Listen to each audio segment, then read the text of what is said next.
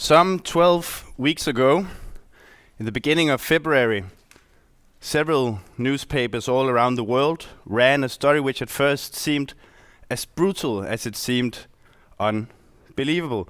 In the region of Veneto, in Italy, at the bottom of the Dolomite Mountains, an 11-year-old boy named Ricardo was on his way home from school in the late afternoon, taking the same bus to his parents' house as he did every day, when something happened. Halfway through the journey, the bus driver checked the passengers' tickets and realized that Ricardo's wasn't valid. Indeed, the boy did have a ticket, but not the right one. He had stepped onto the bus with a regular 2.5 euro ticket, the ones he used every day. But due to the coming Winter Olympics in the region, the bus company had temporarily raised the prices to a 10 euro ticket that Ricardo didn't have. The kid suggested paying with cash, but the bus company only took credit cards. He suggested giving the bus driver 4 of his 2.5 euro tickets, which wasn't accepted as well by the bus driver. Instead, the bus driver put the kid off the bus halfway all by himself in the snow, 6 kilometers from home without a mobile phone. He walked home, again in -3 degrees, arriving hours later at his parents' place, unable to speak, with purple lips, showing signs of hypothermia with a body temperature of 35 degrees. As the newspapers reported, the kid had been in serious danger. Things could have ended very, very badly due to a very minor detail. As you probably imagined, the event caused a local, a national even, and viral even, outrage. Not surprisingly, people were furious. How could the bus driver have put the kid in danger for the sake of a few euros? What if he had frozen to death? How could the system be so rigid, people asked, that a technical formality was worth more than the safety of a child? And interestingly enough, the bus driver agreed. Being interviewed about the event, it was clear that he was heartbroken, mortified even, that his judgment hadn't been better.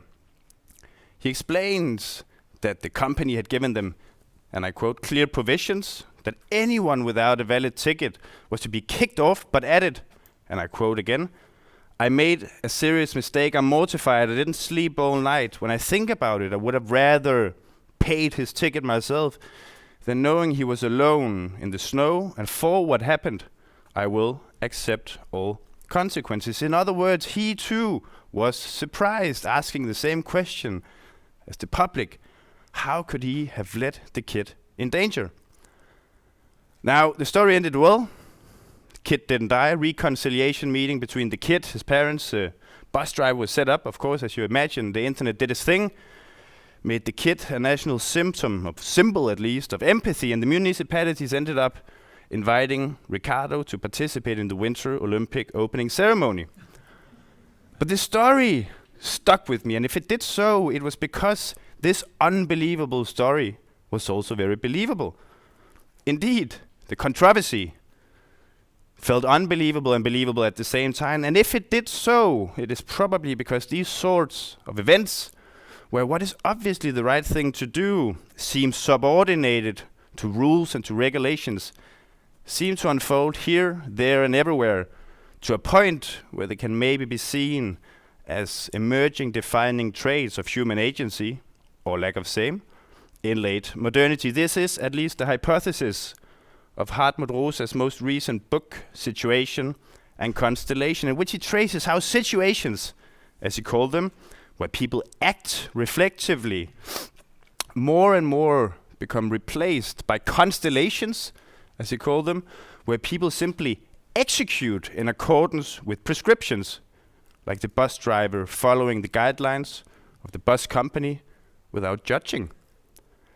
To be more precise, then, action, Rosa argues, unfolds as a social practice where humans navigate thoughtfully, reflectively, so to speak, in complex and nuanced situations, whereas execution takes place when pre-decided rules are simply followed in rigid constellations. The first implies moral reflexivity, again judgment, whereas the second doesn't. In situations we are responsible, whereas in constellations we feel impotent. Again, according to Rosa, such execution practices and constellations are becoming more widespread in our professional and in our everyday life, in the name, of course, of transparency, of equality, but at the cost of judgment in human action, with the price of an increased feeling of powerlessness, and with the consequence of an individual and a collective loss of social energy, as he calls it, to act and to make things different. Hence, again, the argument of Rosa's latest book, in a body of work that has turned him into one of the world's most influential sociologists of our time, a body of work that began being widely recognized close to 20 years ago now, with Rosa's diagnosis and critique of late modernity as a specific temporal regime constituted around processes of acceleration, and a body of work which personally for years have inspired me immensely. Another story, another anecdote, this time a personal one. Not a lot of people, if any, know this, but a bit more than 10 years ago, in spring 2014, a young Danish sociology student, as I told you yesterday, had to flip a coin about what to write his undergraduate thesis about. Him and his writing partner arrived at the office of our supervisor with 2 pieces of paper, each featuring a topic and the name of a thinker. One of the papers featured the question of social acceleration and the name of Hartmut Rosa, whereas the others said political ecology and Bruno Latour. We were actually prone to choose the first of these, but to our surprise, our supervisor advised us to go for the latter, and so we did. A year later or so, I began working with Bruno Latour, but that didn't mean that Rosa had disappeared, because Bruno was as interested in the work of Rosa as I believe you are or were in his. An influence not least present in our co-authored book on the emergence of an ecological class, in which we tried to sketch out the contours of a political ecological subject fighting against the logic of production and its destructive consequences, and who fights for a shift from growth to prosperity, trivsel in Danish or Wohlstand in German.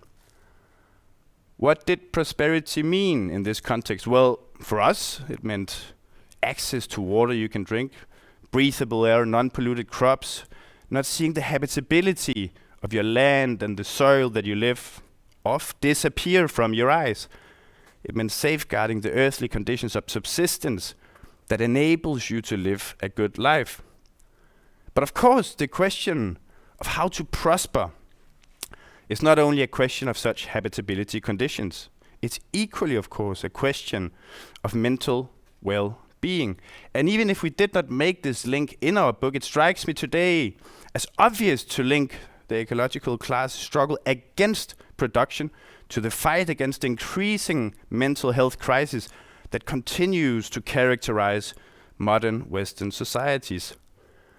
Now, the point here is obviously that the accelerating, logic of production not only has disrupted, so to speak, our natural landscapes, it has furthermore destabilized the psychic landscapes of humans, with stress, anxiety disorders, depression, feelings of burnout becoming increasingly widespread. Not only, but yes, particularly for youth generations where the mental life terrains today seem depleted by the same mechanisms that continues to destroy their ecological life terrains, to echo the name of our lecture series. Indeed, truth be told, it does seem that especially the youth are those who have been squashed under the cogwheel of production. Think about it. You're forced to run faster and faster, be more and more efficient, be more and more productive in order to contribute to what? To contribute to a production system which you are well aware, which you know is slowly undermining the living conditions of your own generation. Of course you're miserable. You're basically individually being pressured to contribute to your own slow collective downfall. whether this perverse connection is implicit or explicit, unconscious or conscious, it simply must weigh on the psycho-emotional life terrains of not only, again, but in particular, a young generation burned out now, so the earth can continue to burn in the future. The situation is dizzying, and the effects are, for good reasons, sickening. This is something that Rosa has captured well when he has emphasized the relationship between the internal and the external destructive consequences of an acceleration society leading to ecological decay as well as burnout and alienation. After this site diagnostic of a late modern society functioning through dynamic stabilization and how acceleration of technology, social change and our pace of life leads to, again, ecological, democratic and psycho-existential crisis, Rosa then some 10 years later went on to develop a sociology of our relationship to the world, arguing that if acceleration distorts our individual and collective relationships to the world, then resonance could become the normative principle for reposing the question of a good life. So, what is resonance? Well, according to Rosa, then resonance is a way of encountering the world and its phenomena, people as well as things, nature, where we are moved, where we are touched by someone or something, where we react, answer to this call with body and mind, a process that always leaves us somehow transformed and that we can never fully control or predict. And if acceleration then is the problem, resonance the answer, then Rosa's new notion of social energy, first presented in Situation and Constellation and in a recent co-publication with Danish sociologist Sten Juhl Lübke, social energy is then the detection of phenomena in the social fabric carrying a potential normative surplus that can bring us to act and to live differently. Social energy, if I understand it correctly, is what precedes and what follows resonance, experiences that can bring us about to other resonant modes of being and relationships to the world. It's a force greater than the individual, driving both the individual engagement with their immediate surroundings and socio-political changes on a larger scale. And as I indicated to begin with, then social energy emerges in situations where we experience ourselves and others as reflective, moral, responsible even agents, whereas it disappears in the constellations where our executions put 10-year-old kids in the snow to our own surprise. Now, I might be painting a picture a bit too linear of a thinker whose oeuvre is not necessarily so, because in between these much acclaimed works, there's been publications spanning from topics of heavy metal to religion and democracy, meta-theoretical discussions on the role of theory with Andreas Reckwitz, as well as works like my own favorite book of Hartmut's, turned on the uncontrollability of the world. What is continuous, however, is that every time a new book by Rosa arrives, it makes us reflect, and it makes us do so together. As I mentioned last year when Emanuele Coccia visited the school, then Isabel Stenger's idea of good thinking is simply something that makes us think. Rosa's works certainly do so, but most importantly, he does so, it does so, they do so in a way that spans broad into the public, in a way that echoes far, as we see here today, beyond academia, offering people a language for a social world that, yes, resonates with them. Why is that so? How come that his work is so resonating? There are, of course, many good reasons for it. But let me just here underline two related factors. The first one being that at least after his acceleration book, then Rosa's structural analysis of the world not simply explains, but also departs from, borrows from, negotiates with people's own subjective lived experiences, including their convictions, confusions, and calamities. This need of bringing in and alternating between individual first-person perspectives and structural third-person perspectives, as he calls it, when doing social theory, is absolutely crucial, I believe. And not only for the epistemological reason that such subjective aspects or perspectives rather help social theory getting closer to the best possible account of a given social formation, to use Charles Taylor's term. But furthermore, and perhaps most importantly, for the dialogical reason that allows people to mirror their own lives in social theory, hereby engaging them by making it possible to echo their own story in a wider story, a story about what we normally refer to as society. And because it allows for people to get moved. Here we arrive at the second related factor for why I believe, at least, that Rosa's works resonate so deeply, namely that there is also simply an aesthetic aspect to his work that simply touches people. Sure, we are, of course, today facing an ecological crisis, democratic crisis, psychological crisis. But as Indian novelist Amitav Ghosh and French philosopher Baptiste Morisot have respectively argued, then our times are also characterized by a crisis of imagination and a crisis of sensibilities, forcing human and social scientists to invent new aesthetic gestures, creating new stylistic approaches of writing and storytelling that can help us accumulate the affective and emotive or emotional registers necessary for mobilizing social action. In other words, we should not forget that there are always aesthetic components and affectual consequences of theory.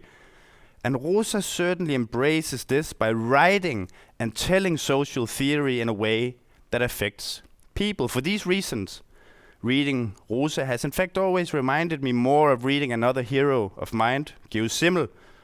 Even if Rosa is of course a lot more systematic, he is indeed formulating a consistent theory of modernity, then it has reminded me of reading several other figures from the German critical theory school that he is often hailed as the contemporary key figure of.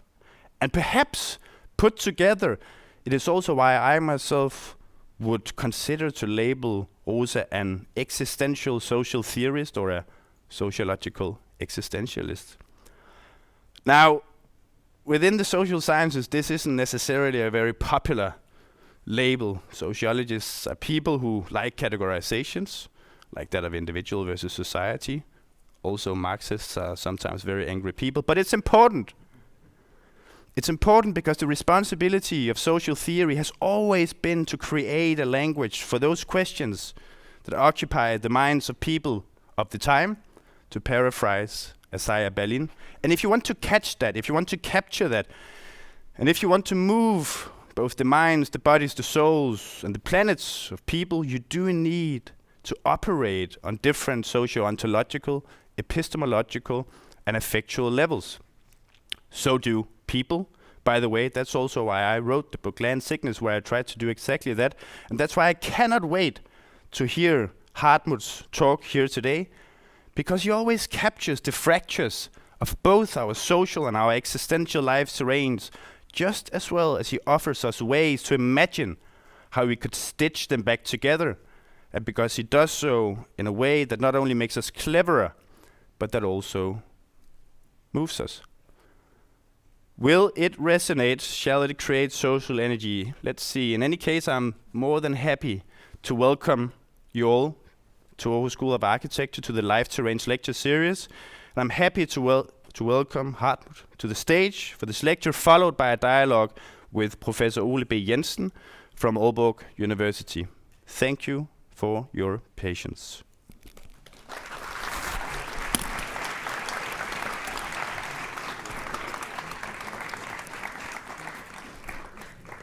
Thank you very much. Thank you for this very kind words and for the introduction. I found that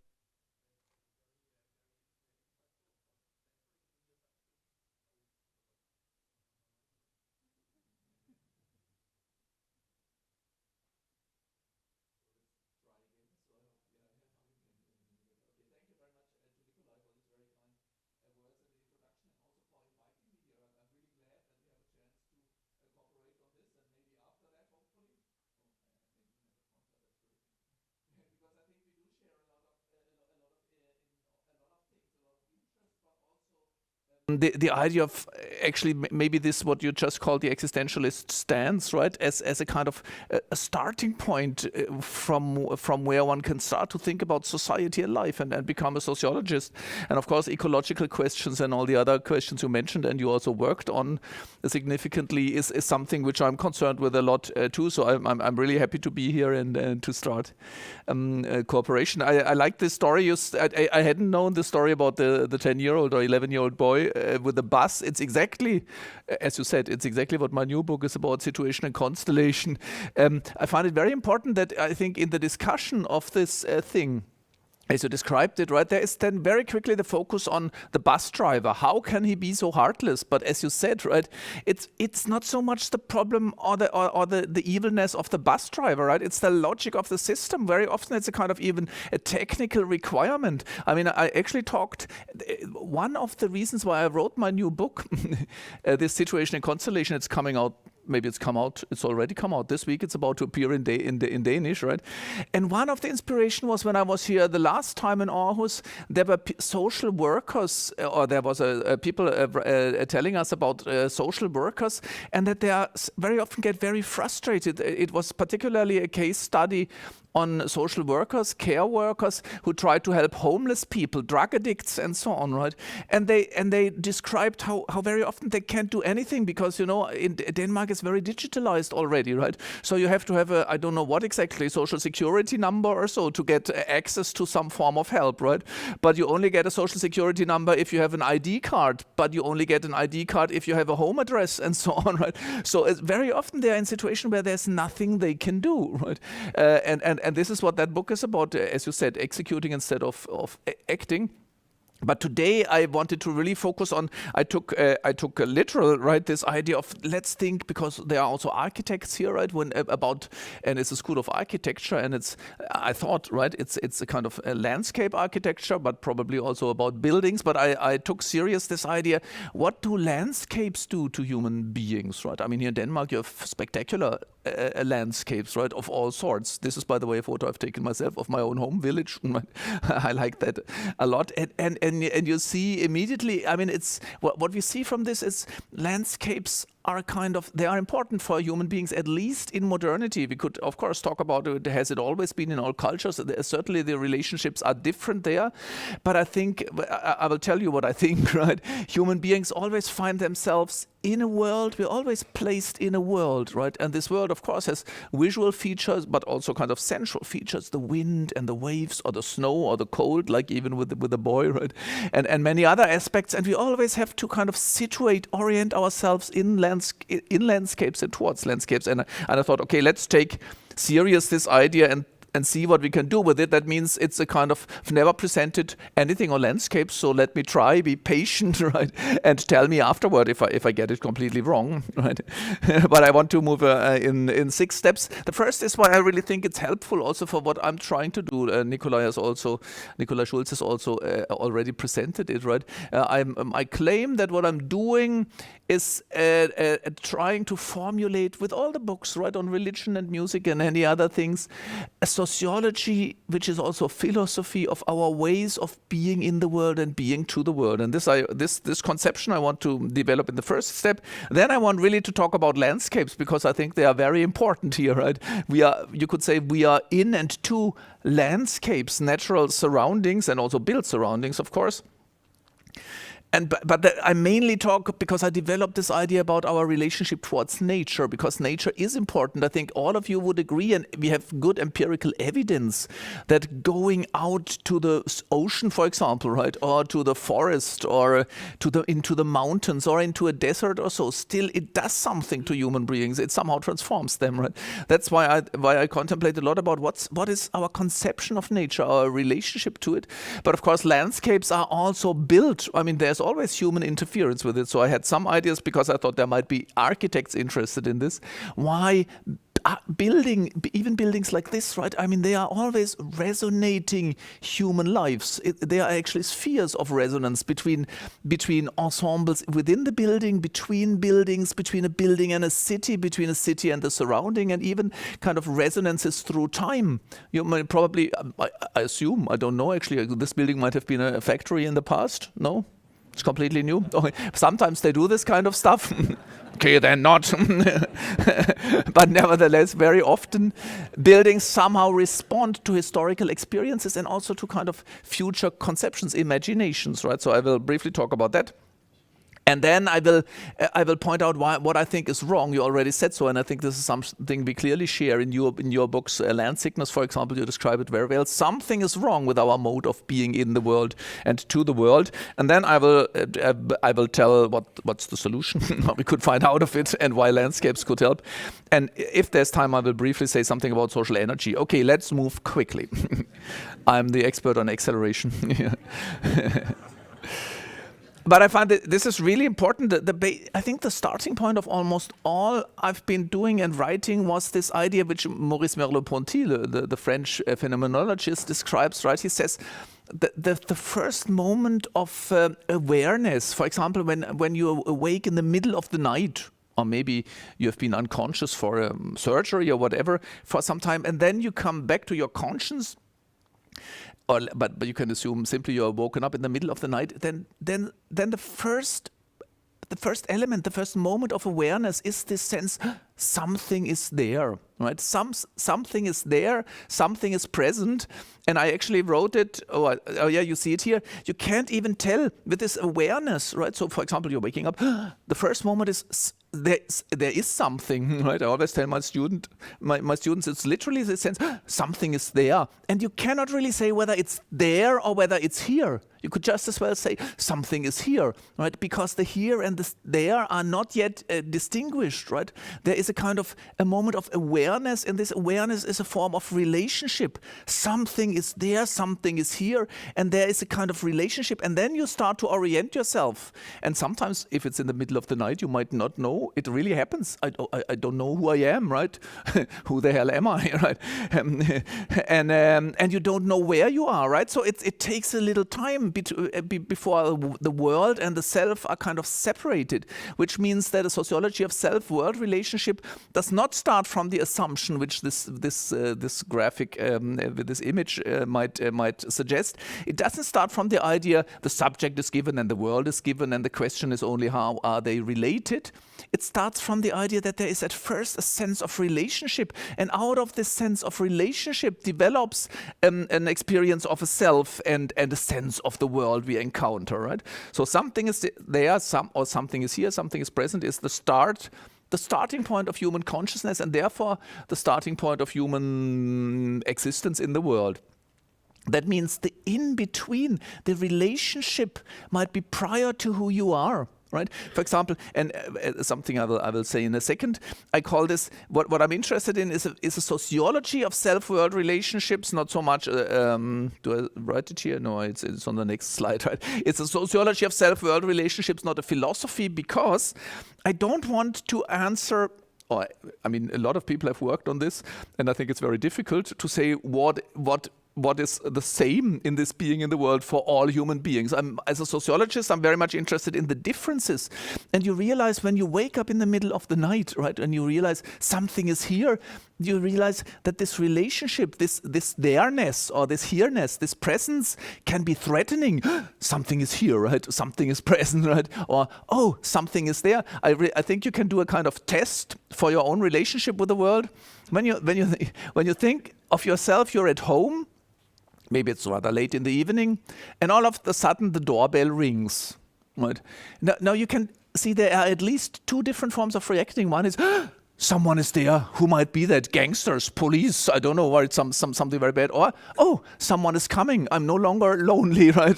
Someone is calling for me, right? So these are, and there are, of course, many forms of in-betweenness, right? You can be curious, you can be joyous, you can be anything. And the question is, what is your basic relationship to the world, right? Is the world something dangerous or threatening? Or is it something awful which you better avoid, right? I don't want to see anything of the world, right? I close my eyes in my house. I want to be with myself. Or is it something calling, right? Or something testing you, right? So there are, and a sociology of self-world relationship means in the end, that we have good reasons to assume that there are differences in the basic relationship between maybe young and old people, right? Maybe between urban people living in cities or in the countryside. Maybe there's a difference between Christians and Muslims also, right? Maybe there is a difference between parents and non-parents, right? Or rich people, for example. I mean, there are good reasons to assume. Maybe you've been working also on even it's an ecological class. It includes socio-economic classes. If you are rich and you can afford to deal with the world, right, then maybe the world is much more calling, right? If you are poor and downtrodden and have little recognition, then maybe the world is much more threatening, right? So this form of self-worth relationship is socially shaped, and it's unequally socially shaped, and it depends on culture, history, and so on. So that's what I try. Basically, that's what I try to research, and it's important to see that there might already be a modern bias in describing this, because we somehow think of self and world pretty close towards each other, right? Here is me, there is the world, right? Charles Taylor, who has inspired me a lot, calls this the buffered self, right? I mean, it's the sense I and the world are pretty much separated. But when we go back in history, we realize, for example, Taylor says in around 1500, the self was considered to be quite porous. There were always, for example, spirits moving in and out of me, and you couldn't even tell, is the spirit in me or is he outside of me, right? Or the ancestors were present, for example, right? And I mean, there are many good reasons, and cultural reasons, and sometimes even medical reasons, where you realize this border between self and world is not so radical as we experience it in our modern society. But self and world relations, you actually see that we are open to the world. Basically, we're in exchange with the world all the time through our skin, for example, right? Basically, I mean, the sunlight gets in, and when we are hot, for example, we sweat. There's a kind of, through the skin, there's permanent contact with the world, and the skin is actually semi-permeable, right? It's not completely closed off. It kind of expresses with the rash or whatever it is, right? The inside to the outside and the outside to the inside. And I found it very interesting when I started to do my self-world relationship. For example, when we breathe, you permanently take in the world, and of course you also kind of let it out again. And if the self-world relationship gets problematic, we actually say, we say, his breath stopped for a while, or her breath stopped, right? There you see there's a problem in this being in and to the world. And the same goes for food. We permanently eat the world, or parts of them, right? And we let it go. And there you have the same story. If something terrible happens, you lose your appetite, for example, right? Or if you're very nervous, you might have to run to the toilet all the time, right? So you really see, we process the world literally through our bodies, right? It's something which Nikolaj and Bruno Latour has interested a lot also. And then with the voice, of course, we reach parts of the world at least, and also with the glance. When I speak about the world out there, I think, the world is a totality. But when you wake up in the middle of the world, something is there. There is not yet a distinction between, is it people, is it things, or is it something in me or so, right? So the subjective, the objective, and the social world are only distinguished much later. And by the way, only in our culture, you can really say, like Habermas does, or Popper does, who would say there's the objective world of things, there's the social world of people, there is the subjective world of my own feelings, so for example, or experiences. But this distinction is also culturally dependent, right? Because in the Middle Ages or in other cultures, Descola writes about that too, right? There are animate things, there are even chairs or whatever, or things of certainly animals or stones do have something like a soul, right? They don't distinguish between social beings and material objects as kind of totally separate beings. So that's a kind of a cultural separation. But when I speak about the world, it's totally inclusive of everything that we can encounter. And a medieval world, for example, of course, contains demons and ghosts and spirits and angels. And our world, if you're thoroughly secular, probably does not, right? But that doesn't matter. The world is everything that you can encounter. So it's a kind of, you can say, at least to a significant part, socially constructed. Self-worth relations means actually it has this kind of dual moment. This is very interesting. It's sociologically speaking also interesting. When you think of your own relationship, think of the world. What is the world for you? Right. And then you realize it has kind of two dimensions, and actually people are different with the priority of these dimensions. Some people think of exploring the world, right? They think the world is the thing outside my house, and I want to go there. I want to see it. I want to conquer it, maybe, right? I want to test it, to taste it. It's a modern aspiration, right? To feel everything that's in the world. I want to move to the high mountains and to the deserts and everything. That's the idea. That's the active side. I want to explore the world. So in that case, Gerhard Schultz, a German sociologist, would say, this is he would say it's either world-centered or self-centered, right? And it has this active or passive side, because the other side is that you experience yourself as being static and the world is coming towards you. You would say you never know what the world has in store for you. You never know what the world does, right? Maybe you would say you can trust the world, right? So there the sense is the world is coming towards me, right? It's like a movement, right? So in one case you think, here's the world and I want to move it and to explore it. In the other case you think, here is me and the world is coming towards me, like a storm wind, right? The storm wind of time, which is kind of moving towards me. So these are differences. But the self-world relationships have this active side going into it and the passive side experiencing it, right? The world is coming towards me. I leave the medio-passive side aside on this side because it would take too long. But what I find important is that when this self-world relationship develops, then you realize that you kind of you develop a sense of attractors, you could call them, in the world. There are some things which you open up to, right? Which you want, music, for example, or gold, or mountains, or whatever it is. Some things, for example, I just arrived in Aarhus a few weeks ago. So when you walk through the city, you immediately have a sense of some things are attractive to you. Oh, there's a museum I want to go to. There's a heavy metal record store I want to go to, or so, right? And then there are other places. Oh, I want to avoid them, right? So there's always some things which you find which attract you. There are some things which repel you, which are repulsive, and a lot of things which are indifferent, which you don't even notice. I haven't seen it, right? I did not notice, but you could basically say the world is this interplay of attraction, repulsion, and indifference. Okay, I already said that. The question of sociology then is a kind of exploring the shape of this relationship, and this is really what interests me. What is your form of being in the world and to the world? Can we say something about it? And what I want to say is that there's a dominant modern form of being in the world and to the world. And for me, it's a mode of aggression which causes what Nikolaj Schultz has already told us, right? A kind of we are in aggression towards nature. We heat it up and burn and destroy it. We feed the planet into the motors of production, you could say. But we're even in aggression against ourselves in a kind of auto-aggressive mode, because we're never good enough. Actually, empirical data shows that very well, right? People, particularly young people, you mentioned that already too. When you ask them, are you satisfied with yourself? Do you feel okay? In German we say, fühlst du dich wohl in deiner Haut? Are you okay with yourself, with your skin, right? And you really see that the rates are decreasing year by year. People think I'm not nice enough, I'm not healthy enough, I'm not fit enough, I'm not beautiful enough, I'm not strong enough, and so on. So my claim is something is wrong in our form of being in the world and to the world. And so the question is, how could it be different? Now let's go to landscapes. That was a quick move, and you probably know this.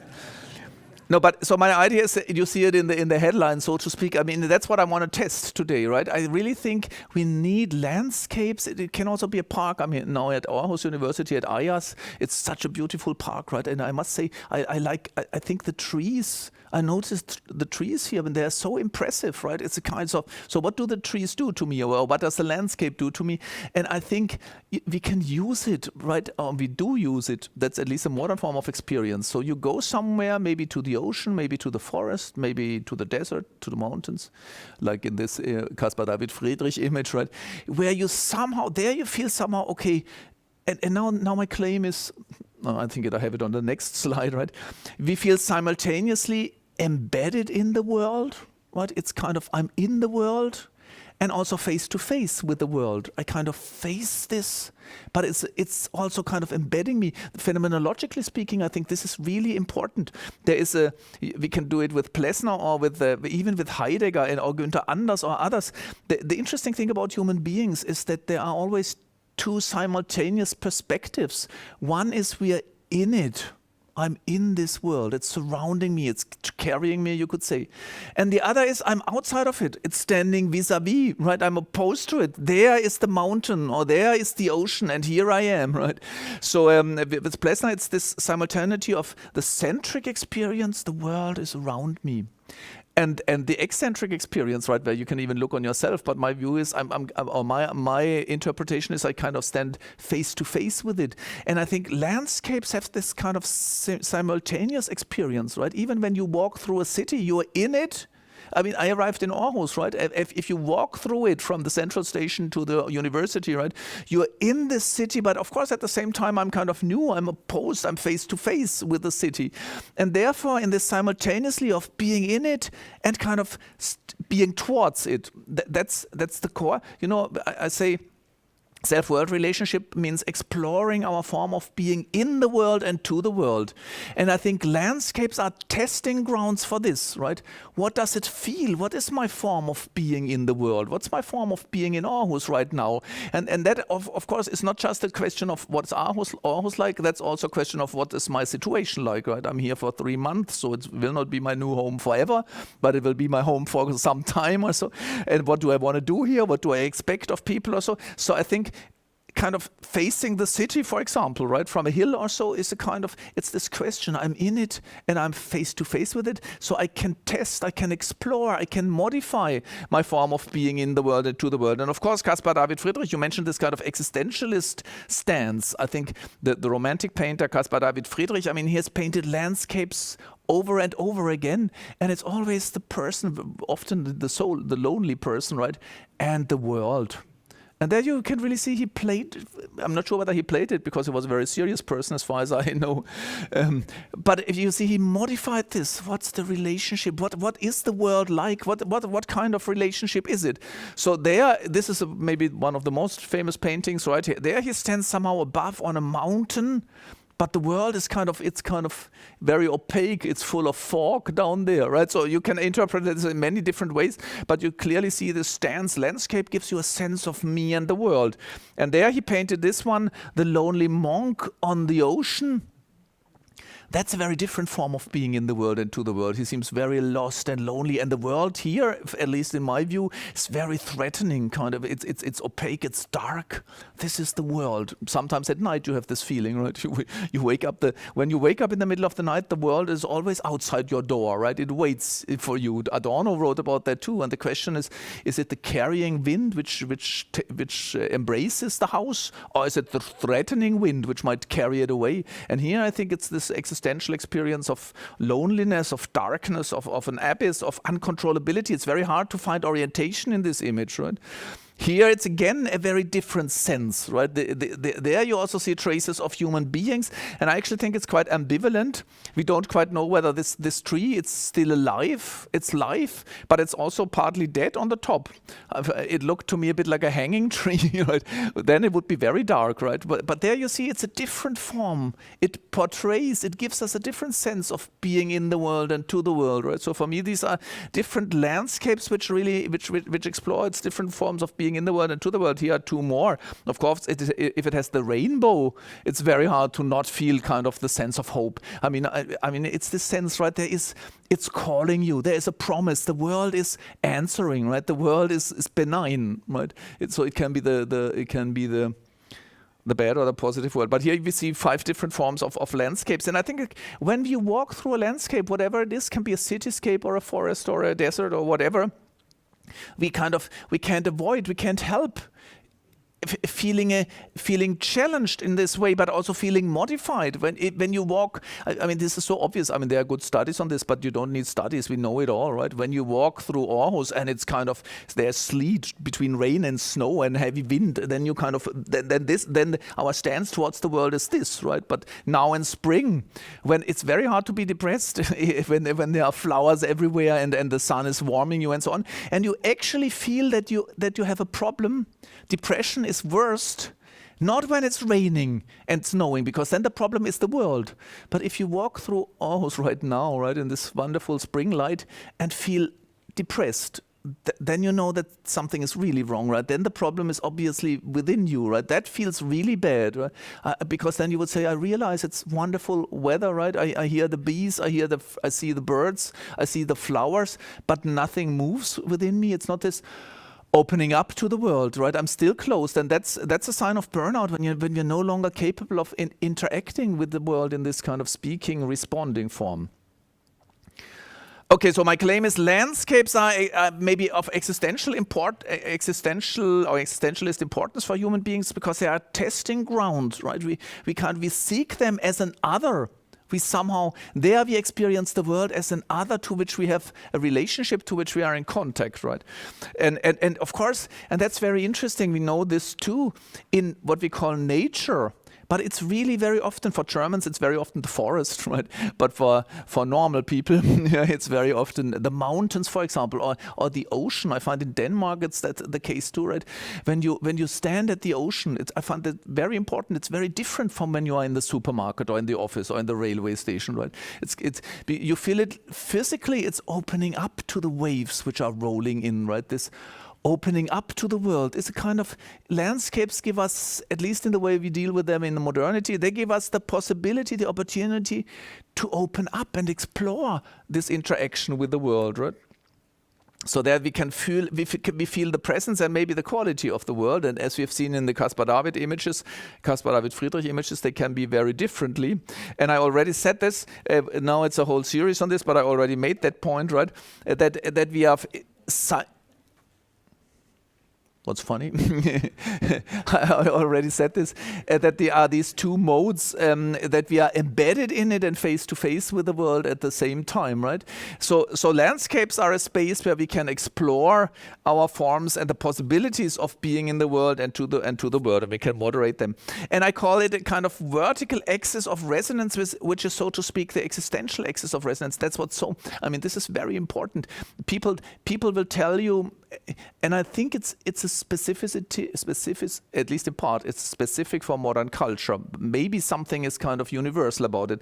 But very often people tell you, I have to go to the forest or to the ocean or to the mountain or even in the park to feel myself. But that's very interesting, right? I have to go only when I'm in the vast openness or the majesty of the mountains, or when I'm face to face with the ocean, I feel myself, right? This I find very interesting, and that's what I call an axis. It's, so to speak, it's what I call the axis of existence, right? What connects my innermost reality to the outermost reality? That's for me something we test when we move in landscapes and through landscapes. At least then we do it consciously. Probably we experience some of it whenever we move to any form of landscape. Okay, the interesting thing, what I just talked about, I called it, I also had this in my book about religion, because there I had this interesting question that I asked myself: if someone prays, that's a sociological question, not a theological one. If you pray, do you turn inward or do you turn outward? Right? What is praying? Because on the one hand, it feels very intimate, right? It's kind of, I open up my innermost being. But the idea is, at least in our Christian context, I address a God, the encompassing ultimate reality. And if you pray as a believer, then you feel an axis, a connection between your innermost being and an outermost reality. And I think something very similar happens in landscapes, right? That's what people report. When you stand on the ocean, you feel a connection between your innermost being. This is this opening up. I can feel myself again. Now, really, people will say even they had to go to the desert, to the silence, the majesty of the desert, to feel themselves again. And when Petrarca, who is supposed to have shaped our modern aesthetics of mountains, our modern experience of mountains, when he climbed, it's very famous, and some say it's a legend. I don't really care, but because he might have invented it. But what he did is he went to this mountain, and he had this spectacular view, which you really have from the Mont Ventoux, I think it's pronounced. But he did not speak about the view. He spoke about his soul. That's very interesting, right? And I think that proves that this being in the mountains, I'm a mountains guy, right? So I have that more than the ocean, but I like both. It connects. It also directs the view inward and outward simultaneously, like in prayer, right? This connection between landscapes carry the capacity to connect the innermost with the outermost, and that's why you find books and reports of people saying, "I felt the calling of the ocean." Just at Aarhus, we had a very interesting screening of the first female crew who took part in this sailboat race around the world. I forgot what the name of the race was. Very interesting, right? But these people, these women in that case, right, they clearly felt a kind of calling of the ocean. They had to go there. They had to be there no matter what, right? Or Reinhold Messner, for example, the famous mountain climber, he would write about the call, the lure, they feel, people very often, and not just those people, feel somehow called, addressed by the forest, the mountains, but it can also be the park or so, like you have to go there. I find very interesting that that's even, and very often people say, I need the silence. And it's not only in extreme cases. It might be you go to the city parks, right, or the campus parks. The silence out there is not a hostile silence. It's not the dead world. It's a silence that speaks, right? It's a silence that kind of gives you a sense of this connection between the innermost and the outermost. Once again, I think it would go too long, but I love this quote. Now, my idea is that it's kind of, I started to think about this not so much about landscapes, but about nature, but I tried to connect it. And very often people feel that the world speaks to them, right? The calling of the desert or the mountains or whatever it is, right? And now the interesting question is, what do we have here? Is it simply projection, or is it projection, or is there a real connection between our soul and the outermost reality? And Heinrich Heine, I think this is romantic irony, and I think this is the best we can do. He somehow look at this quote. I like it a lot. It's from a poem, right? And the poem says, by the sea, by the dreary, darkening sea. It's like in the picture of Caspar David Friedrich, right? Stands a youthful man, his heart all sorrowing, his head all doubting. And with gloomy lips he questions the billows, right? He asks the waves, right? It's the kind of this existential question, right? Who am I? What is the world? And the billows are murmuring their murmur unceasing. Wild blows the wind, the dark clouds are fleeting. The stars are still gleaming so calmly and cold, and only a fool waits for an answer. The only is, I inserted that, he says, and a fool waits for an answer, right? So I think what he says here, it's this sense, I feel a connection here between me and the ocean, right? My existence somehow is connected to this ocean, right? And the oceans can even give me an answer. I can find an answer to my life out there. And I think everything about this poem says there is this relationship. And then the last line says, but you have to be a fool to believe that the waves are really answering. So the question is there an answer? Is there a sense of, or what does it mean to feel this kind of connection, right? And by the way, something I find very interesting, it's a very different topic, but I find, as a sociologist, I really thought, why is it that so many people believe in astrology? I must say, for example, my parents always did, we all had our horoscopes, but I'm really interested in stars as an astronomer. I think I did a mistake in studying sociology. I should have become an astronomer, right? I find physics really interesting. But not astrology. I really think it doesn't make much sense, at least from an astronomical point of view. But why is it that so many people believe in it all over the world, right? And then it's interesting. We did sociological studies, not me personally, but my colleagues. They ask people, well, do you really believe that your fate is kind of written in the stars or so, that you read the horoscope? And then people almost always say, well, I don't really believe it yet. Right, and the interesting question is, what does this yet mean?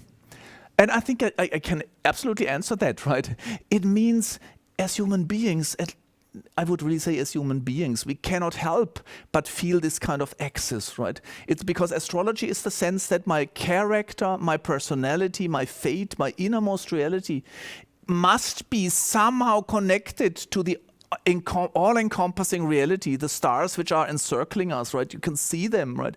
So astrology is this kind of sense, my innermost reality is connected to the outermost all-encompassing reality, as Jaspers, for example, would call it. So this seems to be a kind of human experience. It's impossible to get around it, obviously, right? Okay, now I have a small interlude. How much time do I have? A few minutes at least. Right? I really thought about that's a kind of break, because I realized, okay, but landscape probably is not just nature. Right? There's a lot of built landscapes, and when you are an architect, of course, you don't think about the untouched desert or so, but you think about cityscapes or parks or gardens or whatever you are building. Right? So, and I find that really interesting, because, of course, there is built environments, so to speak, always create multiple axes, at least of possible resonance through space and time. Right? When you're an architect, actually, I had a guided tour over the campus in Aarhus. It's absolutely fascinating how buildings speak to each other, right? You can really see it in their form. It's like, for me, the basis of resonance is listening and answering, right? Instead of having, possessing, doing, it's listening and answering. And you really see how, and architects, of course, play with it, how buildings somehow respond to each other, right? In space, they build a kind of an ensemble, for example, in which they resonate each other, influence each other.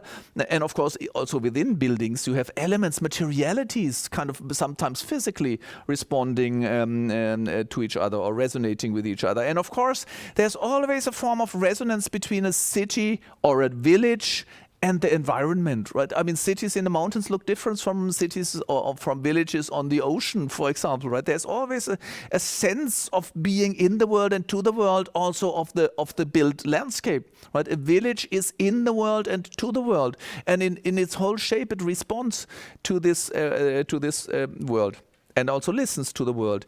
And of course, buildings resonate with people. Sometimes they are repulsive. I hate being in this room. It smells, it's dark, whatever, right? Or I feel you open up in some built environment. So you clearly see there's a kind of resonant relationship between buildings and bodies, between buildings and people. And what I also find interesting, there's always a kind of temporal axis. Buildings speak. That's why I hoped it was a factory, but it wasn't. Okay, but some buildings which look like this have been factories. And then you see a kind of axis. You see it's a response to historical realities, right? The history is somehow still present, but it's also kind of idea of how we could move in the future. And of course, in a city, you see this, right? You have very old buildings, and you have new buildings which somehow answer or mirror or object to the old buildings. I mean, if you're in a German city and you have a Nazi building, then you probably try to build in a way which says, no, we do it differently, right? Our answer to time is a different answer to time. But also in the natural environment, of course, in a mountain, you see traces, or in a tree, you see traces of history, of times past, right? So it's a kind of resonance, not just through space and in space, but also a resonance through time, traces through time. And I really like this. One day I have to discuss it, and I think architects might be, the School of Architecture might be the best place for this. When you look, I haven't checked for Aarhus, let me see. I think even for Aarhus, it's probably true, but it's also true for villages. You can now either think of Aarhus or of a village, right? You find in the middle a kind of built axis of resonance, what I call the axis of resonance. For me, there are kind of 4 axes of resonance. One is social, between people, right, listening and answer. And this kind of social axis of resonance is kind of embodied, materialized in the town hall. This is the place where citizens listen and answer to each other, where they shape their society, right? A town hall is the embodiment of a social axis of resonance, and it's very often also I think also in Aarhus, right? It's in the middle of the city most of the time. The other thing that's in the middle of the city is a market square, and that's a material axis of resonance, right? Where you can really see the food, the goods, and also the materiality is produced and brought to the city. They somehow come together in the market square. Well, that's the exchange of how we process the world and how the world is processed through us and in us and with us, right? So the market square, you could say, is the embodiment of the material axis of resonance, and the church here in this I know, right? In Aarhus, you also have this this Domkirche, I think it's called, right? And I think that the tower goes upward. It's kind of, it's really the embodiment of the vertical sense of resonance, right? It's kind of connects the village or the city with the outermost reality, whatever you think of that outermost reality, God or the world writ large or whatever. And then someone, I made this argument in another presentation, and then someone said, and no, it's actually true, but no, I said, but I had not seen this as an axis of resonance. When I think of my own village where I come from, you had the image in my first slide, right? There is the church, the cemetery where the dead people lie, right? It's right in the middle of the village, which gives you a sense of the co-presence of the past and somehow even the future, right?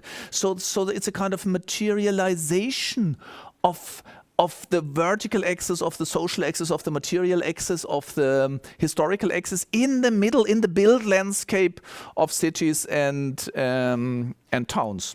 So now let me see, what could I do, because it's too much. Okay, maybe just say this, because I didn't quite know what you expect from me, right? So I tried to put everything in it. Maybe I can make this argument. I already made it, right? My claim is that our modern form of being in the world and to the world is, of course, not very resonant, because we have, and that's something Nikolaj Schultz has also worked on and pointed out and suffered from, right? We are kind of structurally forced to have a different relationship in the world, right? What is the main societal relationship to the world out there? It's one of kind of possessing, right?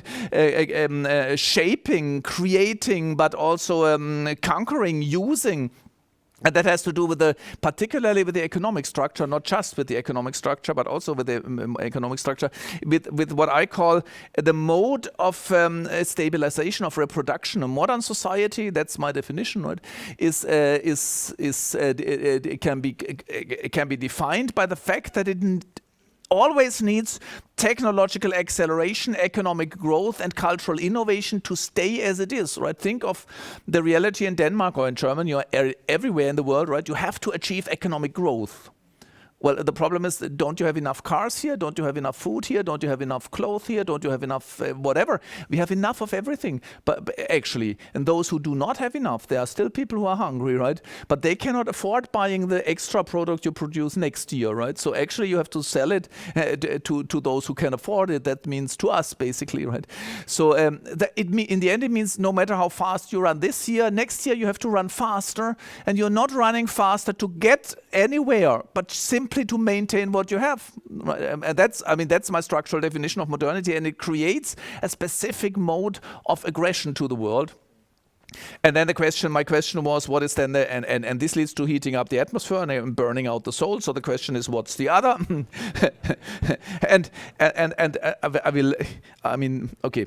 And my claim was, yes, we do know, and landscapes might help us. I mean, maybe being in a landscape, right, is something that helps us to think of a different mode of being in the world, one which is not geared towards possession and domination, right, but one that is in this mode of listening and answering, like we are with the forest, with the ocean, with the mountain. Of course, you can go to the forest to say, oh, these trees, we have to cut them down to make money of it. I mean, if you're economically living of it, that's what you have to do. And with the ocean, you can think of all the fish you can catch, right? But modern subjects, even if they are in a mode of aggression, right, normally have this other form of experience in landscape. And this other form I call resonance, and it has exactly the 4 elements I tried to point out. You stand at the ocean and feel it's somehow speaking to me. I open up to it. It affects me. The waves which roll in are transporting life, right? So that's the first element, is affection. It's touching me, like the mountains can touch you, or the stars, by the way. Stars are also kind of landscape, the nightly landscape, right? And then the second moment is you open up to it, you answer it, like Petrarch did when he was on the mountain, right? He was kind of responding in a form. You open up to it, you reach outward. It's this sense of connection between the two. And that has a transformative effect on self and world. And the fourth element of resonance is we cannot enforce it. You cannot buy it. We try to buy it. You buy a cruise to the North Sea, to the North Pole even, and have a guaranteed view of the Northern Lights, right? So yes, you can buy the Northern Lights, but you cannot buy a resonant experience. And I will end with one final argument, because I asked, you remember I asked, that's really the core question. I forgot on which of the slides it is. It must be on one of those. It must be on one of the slides. It's on this one. It's exactly on this one, right? Because, I mean, Charles Taylor says, we have two bad choices. Now, I'm really serious about this, right? When you stand at the ocean in Aarhus or elsewhere, the question is like with Heine, is it only my projection that the waves speak to me, right? That's a kind of psychological, it's not on this slide, it's on another one, right? It's only a kind of psychological projection.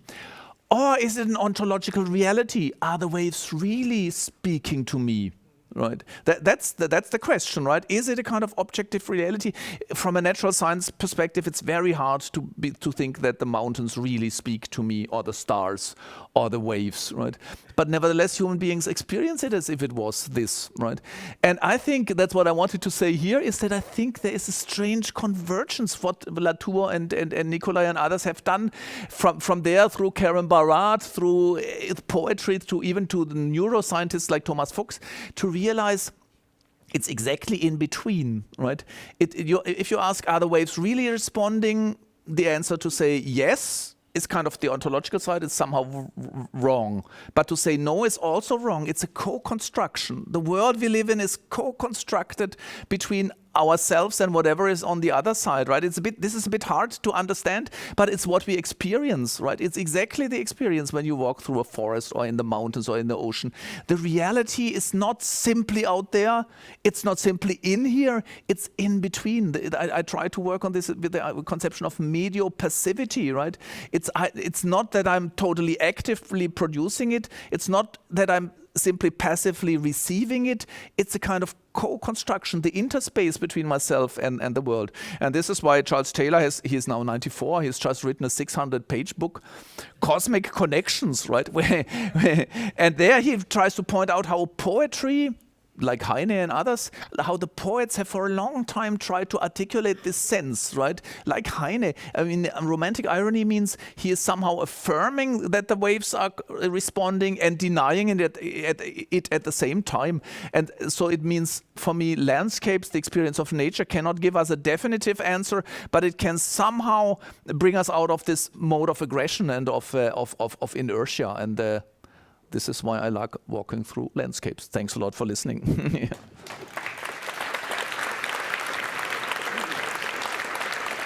Shit. Thank you. Oh, I go there. I go there now? Yeah. Okay.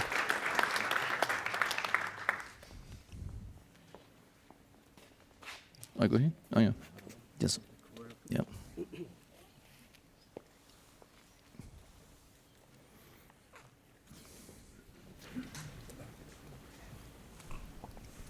Professor Rosa, thank you very much for a most enlightening speech, and also for covering quite a bit of ground.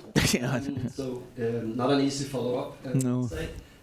But could we maybe start our talk thinking a little bit about the, because that's your underlying theme, the way in which you think about attunement or attention, sensitivity. You give a lot of accounts from your own sort of experiences of walking in mountains and so forth. Is there a more methodological, systematic approach to sort of curating that energy into a sort of systematic way of approaching the world, would you say?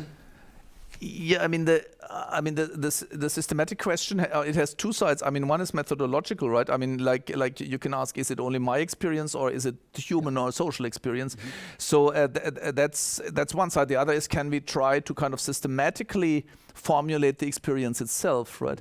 And of course, that's what I try to do, for example, with by identifying resonance as a specific form. It's very important for me to say, and don't use resonance simply as a metaphor, but a specific form of relationship which has these four elements: affection. So there, it's relatively systematic. But there is really the other question is difficult. The methodology, the way I try to do it, I call it perspectival dualism. I try to combine, on the one hand, phenomenology, right? So phenomenology means you start really with an experience which might well be your own experience, right? And then this is why I use a lot of examples, for example, also in the new book, right? People say it's anecdotes, right? And then you try to play with it. You somehow, you use an example, and then you modify the example, right? And you somehow try to identify what's the core, like what Nikolaj Schultz did with the 11-year-old boy, right? So you have a kind of example. It's not very systematic, but then you look to the features of it. What is systematic? What is structurally relevant? What do I find in other places, right? So what I try to do is, as you say, very often I start with an experience. I try to formulate it, and then I try to see what is specific for me about it, right? That's what even Husserl tried to do with Epoche and eidetic reduction. Subtract what is only speaking for me, and subtract my value judgments, and then formulate it. But then this is why I love to do things like we do here, right? Then test it dialogically with other people's experiences, and other people means really people from different disciplines, but also from different walks of life, right? Sometimes young people say that's not our experience at all, or old people, right? Or homeless people. I really try to speak to everyone also in the world, and of course also discuss it literally. I think that's the best we can get at. Thank you. Yes, and exactly from there, maybe you could take it out in towards from sociology, which is your background and my background as well, towards the realm of architecture. Yeah. So when we look at landscape and we talk about the resonance and the way in which we perceive and understand and register landscape, and how you do that both on a more sort of existentialist, immediate phenomenological basis, but also on a more systematic methodological basis as a sociologist, then do you have any sort of reflections on how that moves towards architecture, which is crafting, making, designing, organizing, doing landscape? How do you see that? Yeah, I mean, I actually forgot in my answer to the previous question the other side of it, right? One is taking serious the experience, right? What does it feel to be in the world and to the world, and how does it change? Sure. But the other is the kind of structuralist sociological account. I call this the third person, the third person perspective. We distinguish first person perspective is the experience. Third person perspective is what can I see from the outside by doing a kind of structural institutional analysis. And for example, my definition of modern society as one that can only reproduce itself through growth, acceleration, innovation doesn't depend on any form of experience, right? That's the kind of... So I think architecture is actually also, it's really placed in between these two elements, right? Of course, I can on the one hand describe it from a third person perspective, and then you see all the restrictions and the requirements of architecture, right? I mean, what kind of materialities do they have? What kind of laws and regulations, what they can do? I can even reconstruct the ideas they had, because they would tell you what they want to do in an image, in a building, or in an ensemble of buildings. But then there's also the phenomenological side. What does it feel? How does it feel like to walk through it, to be in this space, right? And this is what I try to do, right? Connect these two sides again, even in architecture. Right? And I find it very interesting. I mean, sometimes I feel, but this is something I'm really not an expert on architecture, right? I think I realize that it's fascinating. I'm really fascinated by the depth of ideas they have, so they really can tell you how they try to make things correspond and listen and so. But I wonder whether they pay enough attention to the real lived experience, right? How do you live these materialities? And so if we are thinking about the way in which landscapes affect us, and you talk very much, and you mention many times landscape as a testing ground. Yeah. And so I was sort of thinking, so what's the testing going on, and who's the testing subject? Is that you as an existential individual finding out how your life can be, or is it, what do you mean by testing ground, if you were sort of expanding on that? Yeah, I mean, I think it's not just me. I mean, actually, I have a doctoral student, very interesting. He's a skateboarder. And we actually co-wrote an article because we both found it very interesting. And there you can actually almost see what I mean by testing ground, because skateboarders have a very different way of appropriating a city, right? They see affordances where I would never see one, right? Where they would say, oh, that's a perfect skating route or opportunity, and that's a constraint, right? And actually, it's a very physical experience, right? You roll through a street, but also you have it's a different way of experiencing other people and the police and so on, right? So yeah. But I think that's part of the fun of being a skater. Right? So I would really say a landscape in that case, cityscapes, right, is a kind of built outer reality to which I can test what are the different ways of being in it and through it, right? I can walk through a square totally in my own thoughts. That means it's completely indifferent. I just have to walk there, right? Or I can hate it because it's all concrete and cars, or I can love it for whatever reason. And I think actually every time you cross it, you will realize that somehow you have a different mode. And this is something we tested either on purpose or without noticing. And it's not just individual, because skaters develop a kind of shared sense of what is a good skating spot and whatnot. Yeah, that's very interesting. Actually, I had a colleague who's now she doesn't work for us anymore, but she worked on parkour. And she said something like, you measure the architecture with your body, and not just measure in an instrumental sense, but experience it, right? And I think that's very much felt. And then you also feel the difference between the different materialities, right? Wood is different from concrete or stone. And so if you could stay a little bit within the realm of how your analysis and your diagnosis can be applicable to architecture and the way of thinking about architecture, I wondered if you could say anything about, because some of your diagnostic tools and concepts are kind of pointing us towards a rather sort of critical place, right? The world is heated, there's aggression, there's many things. Closure, Yes. So could you speak about the role for architecture in this? Is there an emancipative architecture? Is architecture part of the problem more than the solution? Now you're in an architecture school, you could be free to speak about that. I mean, I'm pretty sure that I think I find these shopping centers. I mean, I don't know. I don't think really. I mean, it's not that I'm kind of culturally conservative guy who thinks this modern world completely bad. I mean, I've written a book about heavy metal, right? And I like to go to many places. I even go to McDonald's without. So it's not this kind of. But I find these. They don't have an outside. You're lost in these kind of shopping centers. I mean, they really make me depressed. So I really wondered very often what it is. But I have an idea which I really would love to talk to architects about. It's an idea which I'm a little obsessed right now. Not obsessed, but as Nikolaj Schultz said, I plan to write a book on social energy, and actually this situation constellation thing came kind of in between, and now I think of another in between thing, and this has to do. You still hear me? Nope, it went away. I don't know what happened. Maybe I'm running out of battery or. And now you hear me? Okay. So it was a kind of contact problem. Okay. So I have this sense. I had an observation, right, that I really think human beings are somehow they feel their world relationship. You could say with like we have many skins or shells or covers, right? And so the first skin is our body, right? And it has this kind of what I already said, semi-permeability to the world, right? For example, we let things from the inside to the outside and the other way around, right? We need the sun and the wind and whatever on our skin. But then the clothes are the next form of cover.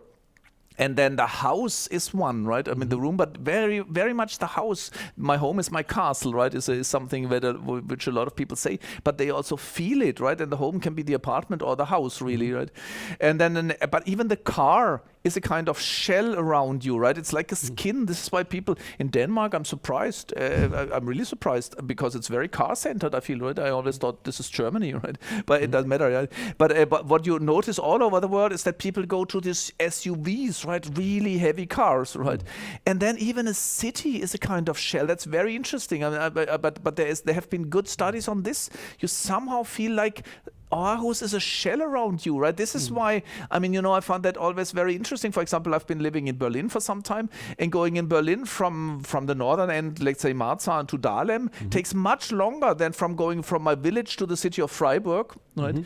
But it's a totally different feeling because from Marzahn to Dahlem, it's within this skin, this shell, while my village is a shell and Freiburg is a totally different shell, right? So the city would be the next shell, but also the country, Denmark, right, is a kind of shell around you, right? And then maybe Europe, but certainly the planet, which is in danger. And now what I find interesting is, I think we really have a shell problem, right? We really have a shell problem. I mean, one is that people are concerned about their skin, about protected from the sun and allergies and so on. But for example, take clothes. I noticed that a lot of young people, particularly young men or young boys, they wear their hoodies even if it's very hot. I think it gives a sense the world is dangerous and we somehow have to close ourselves in. And I have another doctoral student who is working in urban architecture, and she presented a really interesting paper on how the people who have houses, I think a lot of people in Denmark, right, try to kind of close the shell, right, have almost walls around the house, right, or at least very high and thick gardening, right. So it's kind of closing this shell. And the SUV for me is a clear. I always wondered, why do people take tanks to go to the city, right? I mean, but it's really true. We had this we tried to be environmentally conscious and go towards smaller and lighter cars, and now they get heavier and heavier. People think we need a tank, and everyone in Denmark and in Germany now talks about closing the outer border. We have to become ready for war, tanks and rockets, and of course we have a problem with the outer shell of the planet. The atmosphere is overheating, right? So I think obviously we have a problem with the semi-permeability. I can talk for hours about it because the problem is the more you try to protect the shell, like the house, right? You install security devices, right? It's really so. In the countryside in Denmark, as in Germany, people probably leave their door open, right, all day. They might even have the key outside, and they feel secure, more or less. Then someone says, "Oh, that's really dangerous," so they take the key inside and close it, and their feeling of security deteriorates. And then they watch the commercials and says, be really safe. Have a camera watching your house. People think, that makes me feel really safe. It's the opposite. We know for sure it's the opposite. It makes you feel unsafe every time you increase. But that's true for all the shells. That's true for national security too. So my long answer to your question is, I think architecture should pay attention to these shells of the city, of the house, of the neighborhood, and they need to make it semi-permeable, right? Not close it, make it open and still secure. That's a very interesting response, and I think it resonates with some of the ideas like Bruno Latour's notion of envelopes and also notions of bubbles or foam cities. Exactly, in Sloterdijk, people like that. So I wonder do you think maybe following your own line of diagnosis, that's true, does that have to do with control? Yeah, that's what I feel, right? Yeah. I mean, my claim is that is why I wrote this uncontrollability book, right? Exactly. That I think it's a problem of our modern world. We try to control the world, which is impossible. The problem is we create monsters of uncontrollability, and we have these monsters everywhere, like the climate disaster, right? Like war, like even COVID, right? Is kind of entering our. Oh, I forgot the thing with the skin as a shell, right? Vaccination is something that goes through this envelope, right? Which made people very nervous. Yeah, so we have a control problem, clearly. And even like Merleau-Ponty, whom you quote, talks about osmosis, this idea of the permeability, and how that is kind of an important thing. So maybe we could just, because we want to open up the floor for people, but I have something with me that I really wanted to ask you about, and because you talk about the outer limits and our little shell here, I wanted, if you could what's your thought about extraterrestrial landscapes like Elon Musk and big, and is the planetary escape, is that the ultimate way of doing control? The escape from here, the Earth, going elsewhere. I don't know. I find it crazy, like probably most people do. I mean, one thing which I from my theory I find quite plausible, right? Is my claim was that we think of the good life, right? This control is connected to the sense of make more and more of the world available, attainable, accessible, right? And that means first make it visible, then make it accessible. That's what we have done. I mean, the whole history of modernity, if you think of imperialism or colonialism, right? It's the idea we want to see what's on the other side of the ocean. Then we want to go there, right? Make it accessible. Then we want to control it, and then we want to use it. Right?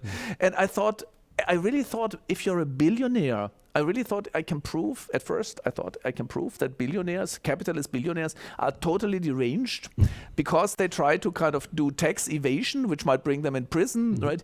Even though they can buy anything they possibly need. But then I realized that's not true, right? I mean, the horizon of attainability, accessibility is infinite. So really, you see it, Bezos and Musk and what's the third, Richard Wren, I don't know, the Virgin boss. They have so much money that they really want to extend their horizon of availability, attainability to the stars, right? But I mean, it cannot be the solution to any of the problems. I mean, I don't know. Hopefully not. Yeah. No, sure. Okay, so I think we will open up the floor for you to also engage. If there are anyone who have comments or questions for Professor Rosa, or observations, or maybe some answers to, or protests. Someone was nicely put a glass of water here. So yeah, resonance is also contradiction. Yeah. Objection. So yeah. Kommer I med, eller? Okay, I think you're gonna get.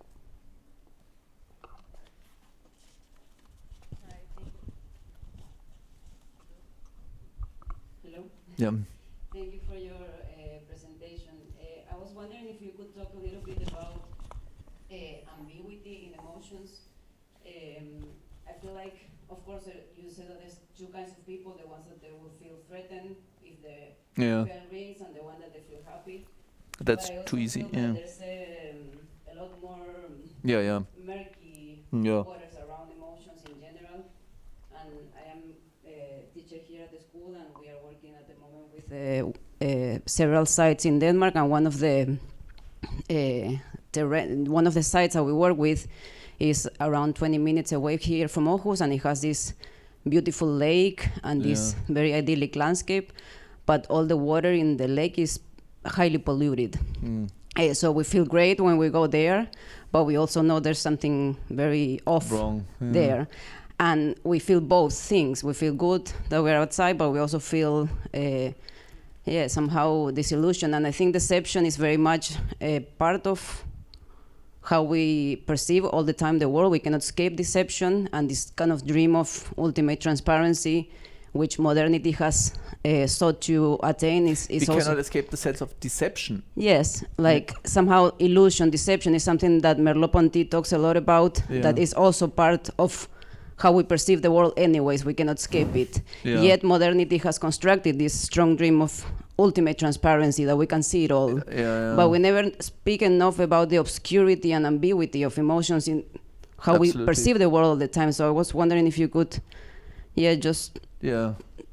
talk about this dimension of ambiguity, which is very much embedded in our construction and perception of the world anyways.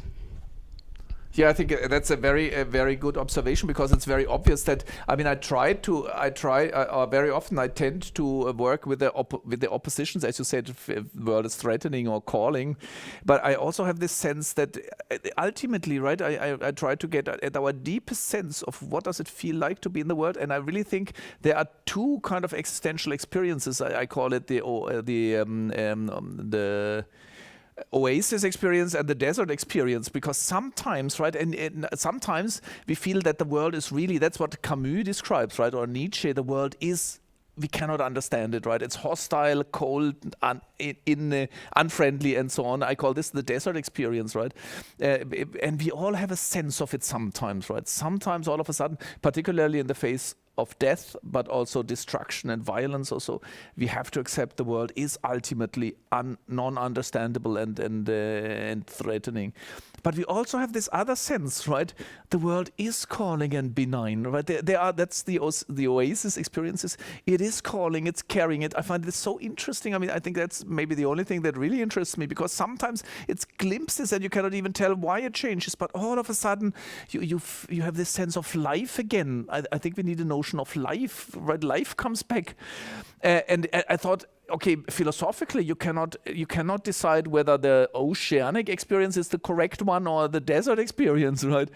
But I thought, since it feels better, the oceanic, so we should strive for this. But now I really think we have to accept both. Both are parts of reality, and as you say, very often you cannot say it's the one or the other, it's the in-between, right? So, but being open to these both forms of, and I think it's really important to keep the sense for both open, because there are some people who then try to tell you everything is love, and for example, particularly in religion, right? So I think they try to deny the desert side, and the others say it's only struggle and death, right? And that's also bad, right? So I think emotionally we should try to keep the balance. But in fact, what I would really say, because you also mentioned young people, the sense of threat, which is an emotion, that the world is dangerous, is really increasing, right? I kind of everywhere.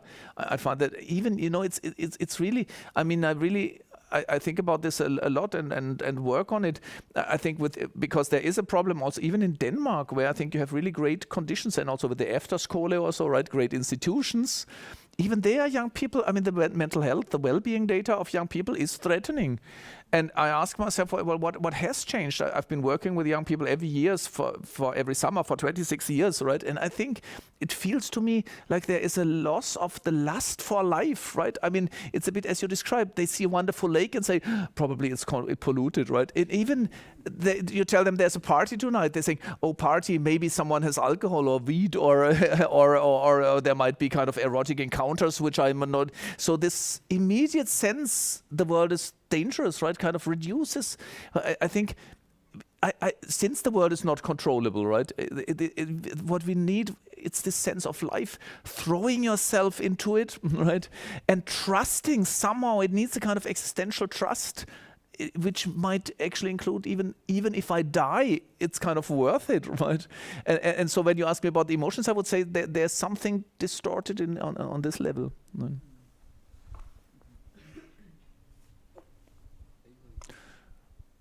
So while the mic travels, maybe I could just interfere and ask whether you think this lack of lust for life or the sense of life has anything to do with the fact that most of our exchanges, for you young people at least, are mediatized. They are sort of broadcast within social media, and they are disembodied.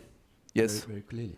Yeah, I think, this is something I really, the problem with this social media stuff, right, or with the modern digitalized world anyway, is that you have some people who say, well, this is wonderful, it connects them, it gives you all the opportunities, and then you have the others who say it's awful, it's disembodied and so on, right? So somehow we have to find a kind of middle ground without becoming a kind of pacifistic or whatever, harmonistic.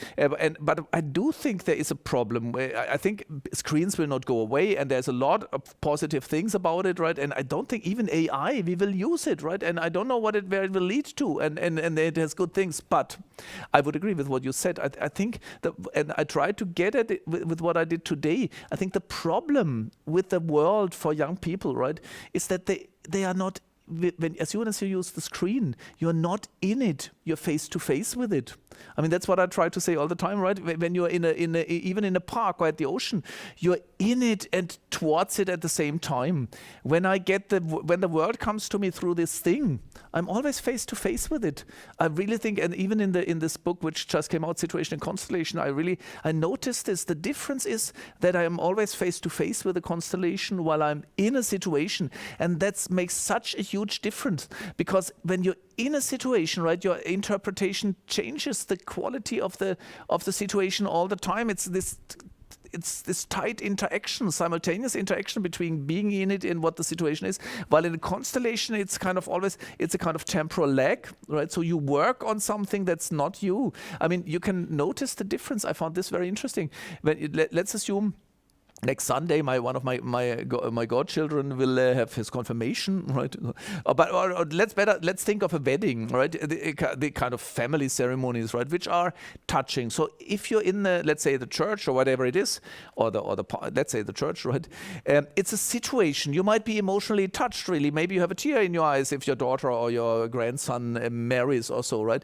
And it's enough to think of taking a photo that you kind of slip out of the situation and see a constellation which you want to fix. Well, it's the same with a concert, of course, right? You're in a concert, you're right off, and you really see it's kind of your interpretation of situation changes all the time. And as soon as you think, oh, I could film it, you slip out of it, and the world is face to face with you. And I think there lies really an important point to understand a lot of our problems. Yeah. Yes, I had a question, but you've actually just answered it. Oh no. That's exactly about social media. Who is speaking? Yeah, I see. Because you mentioned that landscapes are important for testing. Let's say our relationship with the world. Yeah. There must be some kind of necessity in there. And indeed, like if we are all looking at our screens instead of the landscape, the world. I mean, what does that do to us, to the future? But you're more or less have come into that question already. Yeah, I mean, it's, I think it has also something to do. We really think agency is choice, if I can choose, right? But I think agency is answering a situation, right? Maybe without being able to escape it. I mean, if you're in a landscape and it starts to rain, you somehow have to answer this, right? Actually, with your feeling, with your thinking, with your running, maybe, right? If you feel something unpleasant on the screen, you simply swipe it away, right? And I think that's not agency in a situation. So that's really a huge difference. Yeah. It will also have like an impact on the individual level.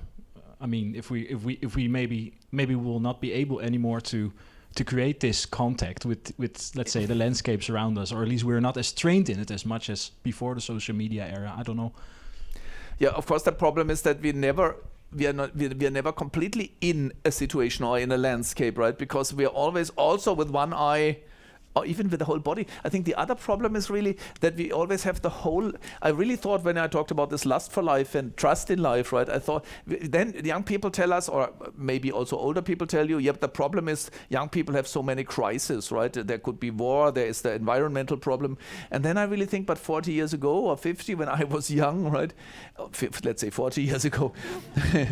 But it wasn't that different, right? I mean, people actually, the Rhine, many of the waters, the lakes were actually more polluted, right? You could really not swim there, right? But also actually the climate disaster, I found the diary of 1988 where I said it's warm again, climate change will kill us all, right? And of course people were afraid about the nuclear threat was really huge there. So I think it's not that the world was so much better, and economically speaking, because of I was in the last kind of, in the ends of the boomer generations, but it meant that for every position of an apprenticeship, there were 70 people applying, and now it's the other way around with young people, right? They can choose between. So I think it's not in the objective conditions. I mean, I'm not saying they are stupid, right? I want to understand what the problem is. And I think the world was bad in 1982, but I saw it on TV, and we left it in the living room, and then we went out with our friends, and that was a totally different world. But now the world travels with me in my bag, in my pants, right? So but also the trouble in school and everything else, it's always on my body, right? So while I'm never really in a situation, I have all the problems of the world on my body, and so it's not surprising that we have problems. Thank you. But I know you want to know the solutions next time.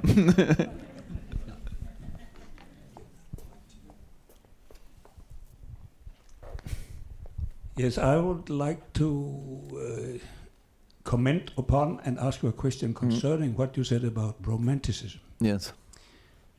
In a certain, it was a huge bunch of romanticists you showed us. Charles Taylor, Nikolaj, Bruno Latour, yourself. And then on the other hand, you have this definition of modernity as dynamic stabilization. Yeah. So you have modernity on the one hand, and you have romanticism on the other hand. Yeah. Nice dualist cut. Yeah. My question is that, shouldn't that kind of stuff be conceptualized otherwise? Yeah. In the sense that you cannot have modernity without resonance. Yeah. You cannot have modernity without romanticism. Romanticism was a reaction to instrumental thinking, enlightenment, and so on. So if you look at the whole process, from, one could say, from the Baroque until today, you have this shift swinging. Yeah, absolutely. Yeah. Between, one could say, two aspects of modernity, rather than only defining modernity as the one, as the one dimension. In the Baroque, one could say they knew about the unity about it. If you look to Baroque architecture, they know a lot about how bodies are moving in the church, all those ellipses and so on the one hand. On the other hand, they really know about axes, clear-cut axes. Running through. If you take Spinoza's ethics, you have this system of geometrical paragraphs, deduction. In between, you have all these more or less emotional, joyful comments to what's happening and how you proceed between the different aspects of the kinds of knowledge and so on. So my question is, what do you think about this way of thinking about romanticism? And I loved your comment very much, as you can understand, because this is how I see it. Thank you very much. I think this is very important indeed. I mean, if you have, that's a general excuse, but it's really true. You have only limited time, because I completely agree with you. I mean, I have to stress that I call this the structural definition of modernity, right? That's very important for me. It's the economic side and the logic of institutional reproduction, but it has a kind of cultural counter side, which you pointed out. Romanticism is part of modernity, because it's actually true. At first, I thought, okay, modernity is very efficient instrumentally, but it's destroying resonance, and then I realized that's completely wrong, right? So the sensibility and the yearning for,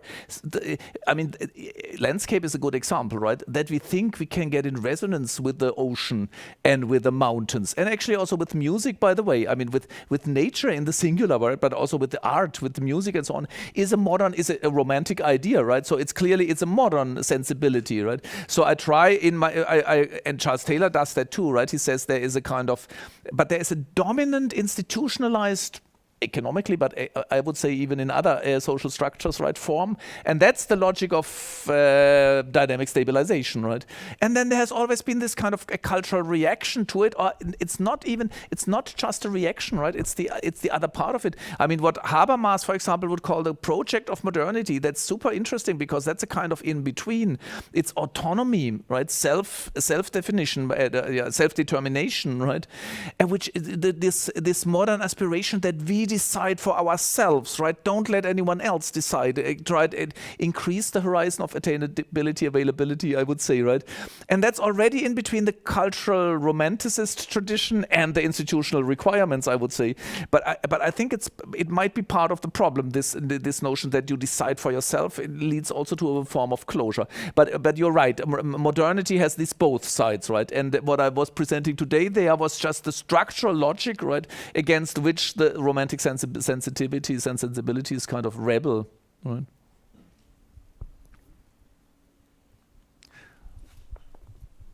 And it goes all the way through. The protests against like the 1968 revolution or so, right? The hippies or so. It was a kind of romantic process against the instrumental design. Yeah, I haven't read the new book, but I'm interested. I'm looking into prisons.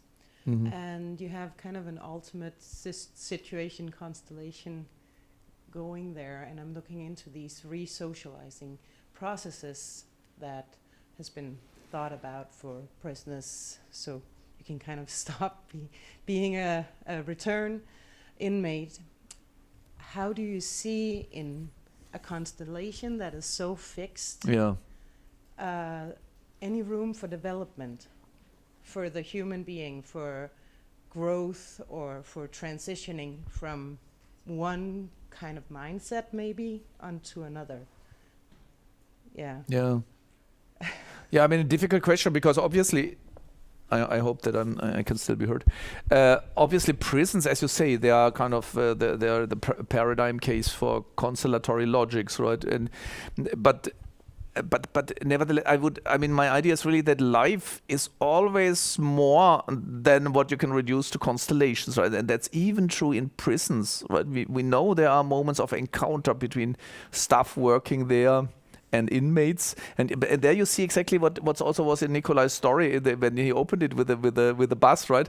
The constellation actually doesn't allow you any deviation from the protocol, you could say, right? But the reality very often still demands it and enables it, right? I mean, it's one interesting part also in the book is that it's kind of impossible to live your life only to the constellatory logic, right? Because they are very often, I assume, I'm not an expert on prisons, right? I would like to discuss that with you, but I could assume that very often there are situations where you would have say, actually this is not allowed, but I'll grant you, right? Or actually the time is up, but you can have 5 minutes more for the visitor also, or actually I should not let you use the phone at this time, but I still do it. At least there's always, the situational logic is always more than the constellational context. Even I can assume that also for inmates, they are so much subjected to this kind of brutal constellatory logic. And then you also see, of course, you're totally, when you move out of the constellatory logic, then you're subjected to the whim, to the mood of the staff people working there, right? So, and your question was, what can we do to help people? I don't know. I really would say strengthen the sense of agency. This is something I think we should always do. Also in what the Graeber calls bullshit jobs, are jobs when you have no agency, right? You simply do what a machine could do better, right? But I think even there, it's very important to give people the sense of agency, which means, the prisoner cannot control his situation. But he is in a situation towards which he can develop a kind of a stance of agency. I would have this hope that we can start from there and work on it. But do you have any ideas of how to do it? No, not yet. Yeah. Maybe later. Yeah, I really had not thought about prisons there. Yeah. Okay, I think we can have just one more question if there's comments or questions. There's one. Running.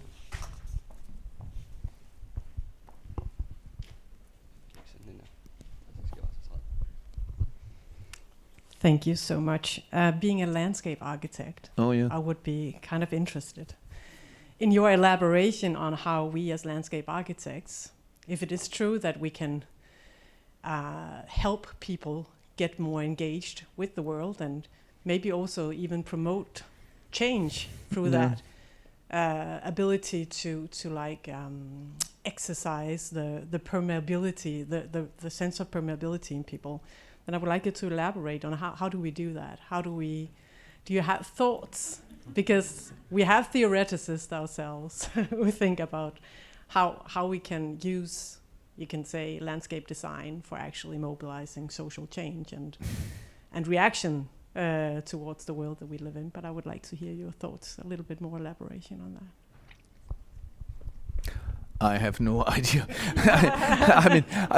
What I find really interesting is, that obviously it's so hard. I'm really interested in what I even want to write on social energy, right? And we can also call it social life. And I noticed, particularly also when you kind of cityscapes, right? There are sometimes all of a sudden a place becomes totally attractive. You can really see how there is life, and it's kind of undefined life which is growing there, right? But architects sometimes try to plan it. For me, Berlin is very interesting. The Potsdamer Platz, right? It's right in the middle of the city. They invested a lot of money, and it's the deadest thing you can think of. I would say it simply didn't work there. I wouldn't even blame architects, right? But it didn't work. So I would say it's so much uncontrollable, right? And we know it even from kids. I found that very interesting too. Not just architects, those people who kind of devise playgrounds, they try to make all forms of affordances for the kids or for young people. And the kids and the young people either play besides the playground or they use it in total different ways, right? It's kind of unforeseeable, not always, but very, very often the appropriation. Maybe if I was an architect, I would really think about not my ideas and these things, but how would people really appropriate it? How would they really interact with it, right? And I think that's probably more. What? Yes, that's what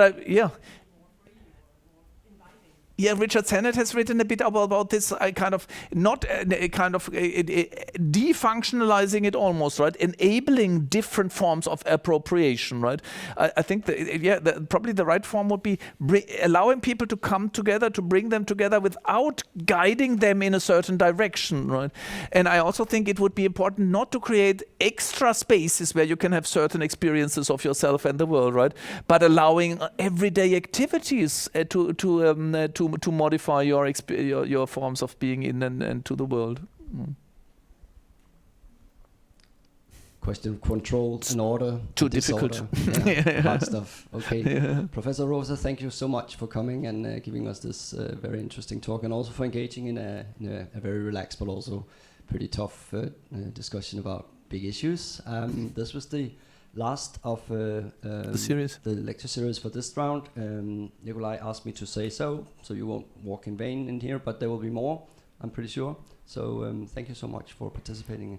Thank you very much for having me and for coming here. Thank you. Thanks a lot. Thank you. Thank you.